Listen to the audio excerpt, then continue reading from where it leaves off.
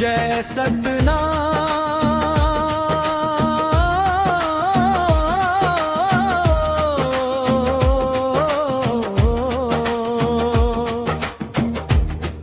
जय सपना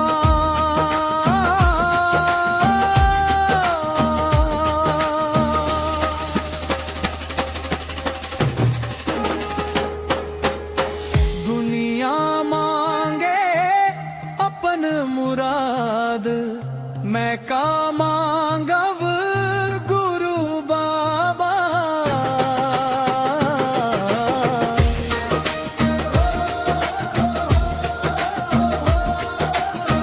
कोई मांगे धन दौलत ला, कोई मांगे चांदी सोना, मैं तो मांगव तोर दयाला, बस एक है सपना।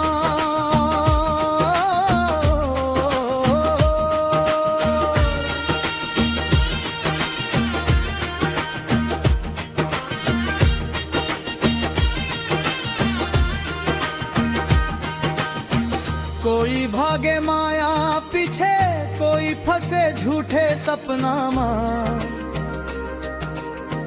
मोर मन खोजे सत के रता, गुरु बिना अंधियार संसार। छंद वेवा मोला ऊंच महल,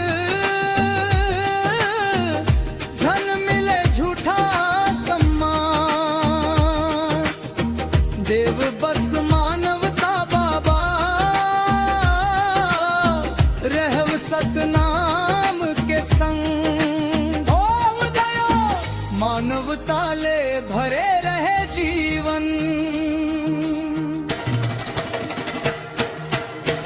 दुनिया मांगे अपन मुराद, मैं का मांगव गुरु बाबा।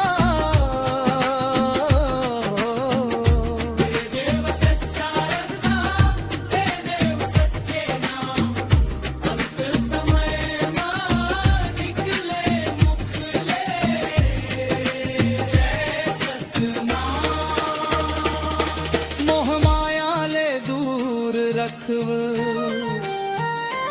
रहव हमेशा तोरदा।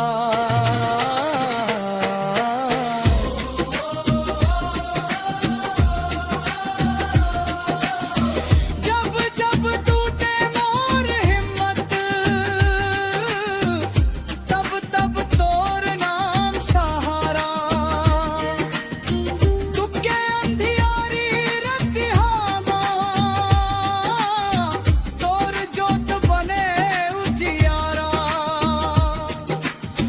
नफरत के आगे बुझे दुनिया मां, माया के फूकों मां गूंजे सतनाम। हर मन के गले लग जावे। ना मांगव बंगला महला, ना मांगव धन के ढेर। मोर मन में बस जावव बाबा, यही च मोर सबसे।